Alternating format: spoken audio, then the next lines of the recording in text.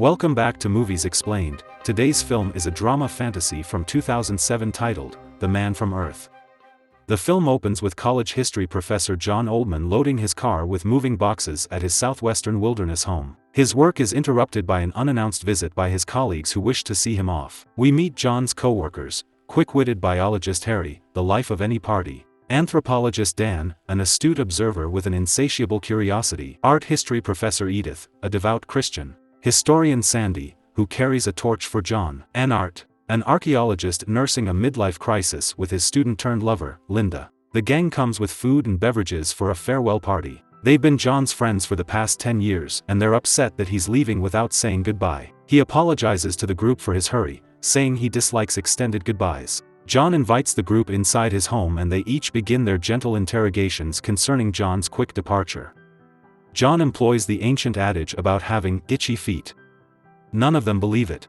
Dan and Harry are worried that John is in legal trouble, despite his repeated assurances that this is not the case.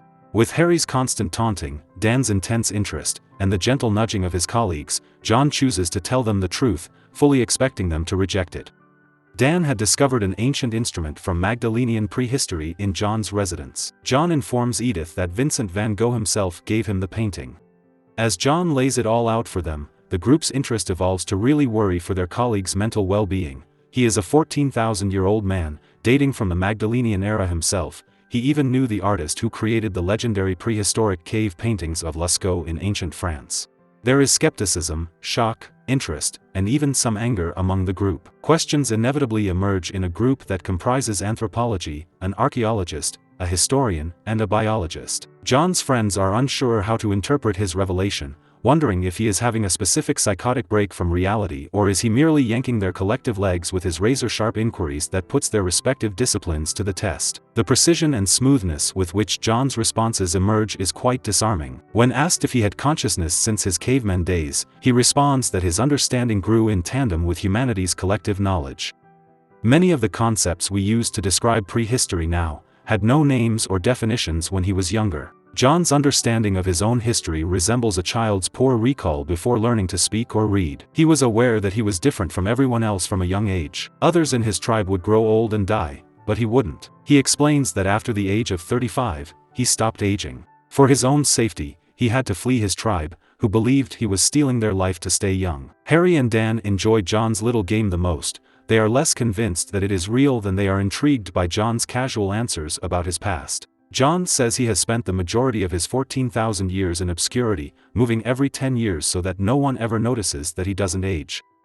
Questions are raised about their host's superhuman abilities, with Harry testing John's reflexes by approaching him from behind and grasping him, only to be thrown on his back in seconds. John emphasizes that he is not a superhuman, but rather an ordinary man who has practiced for 14,000 years. When asked if he's met any historical figures, John quickly recalls stories of almost being on Columbus's crew and other such brushes with history.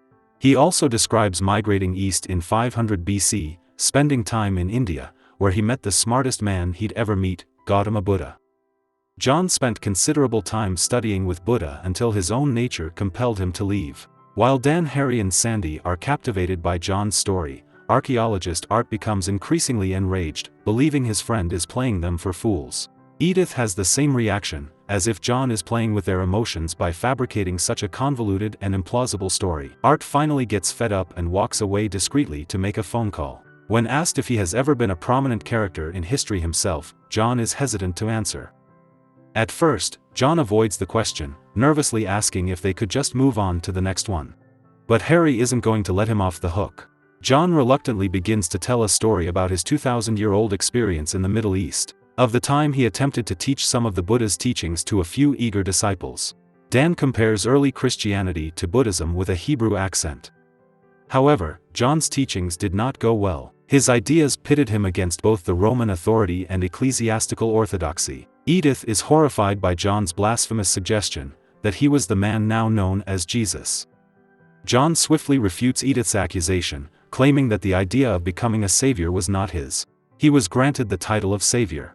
Concerning his resurrection, John avoided the agony of his crucifixion by slowing his vitals and faking his death using meditation methods he learnt in India. His hands were chained to the crucifixion rather than nailed, therefore he was not killed. He awakened within his crypt, intending to slip away unnoticed, but he had no idea he was being watched. The resurrection tale began with John's departure. Harry claims a lot of people have a lot of different ideas about who Jesus is.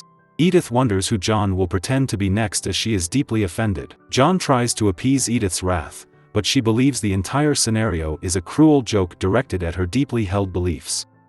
She requests that Harry take her home, but Harry wants to hear more. Edith asks John angrily if he just drew the name Jesus out of a hat, and he informs her that his name has always sounded like John, but subsequent Hebrew versions of his narrative used the name Yeshua, aka Joshua, which finally mutated into a later Latin translation as Jesus.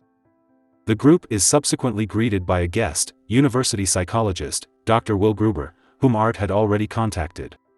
Will initially amuses John by going along with his narrative, wondering how far John will go with his sophisticated mental construction before admitting it's all a fraud. Will's examination of John's story takes on personal aspects as he wonders if John was abandoned by his father or if the intricate story he's created is based on some other deeper Freudian logic. The gang gathers closer to the fireplace as the sun sets and the house becomes cooler. As John's story takes on the captivating aspect of a tale told over an antique campfire, the warmth of the fire's light reflected on their faces. Harry deflates some of the tension in the room with a brief game of charades as he does an impression of a caveman. Playing along, John responds, "My first wedding." The gang laughs, while an increasingly depressed Edith is offended by the group's mockery of John's sacrilege. "You are not Jesus," she argues repeatedly, dismissing what she perceives as an attack on her faith. Edith's pain and rage demonstrate that destroying a person's God is the worst thing you can do to them.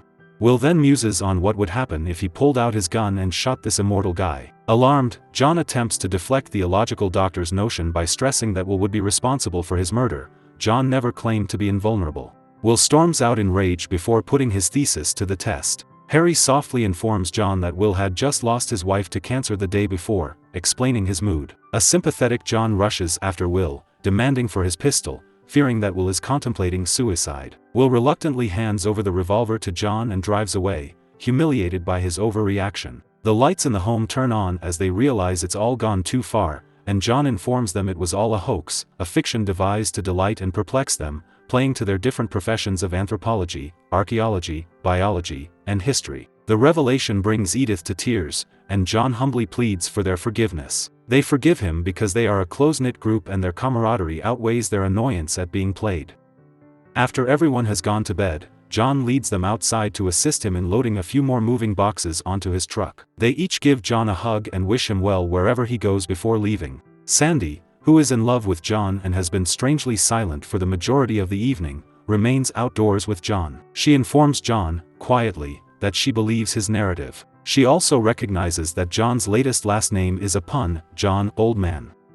He laughs and informs her that he frequently uses puns as last names. He used to reside in Boston, where he went by the name John T. Partee. Will overhears their chat as he walks back to the front entryway and begins shaking, his voice wobbly as he speaks to John with a new recognition. Will wonders whether this is the same John Partee who abandoned his wife and little boy many years ago in Boston. Will recalls his father sporting a beard, which he has since shaved. Dr. Will Gruber is immediately recognized by John as his little son Willie, whom he abandoned decades ago.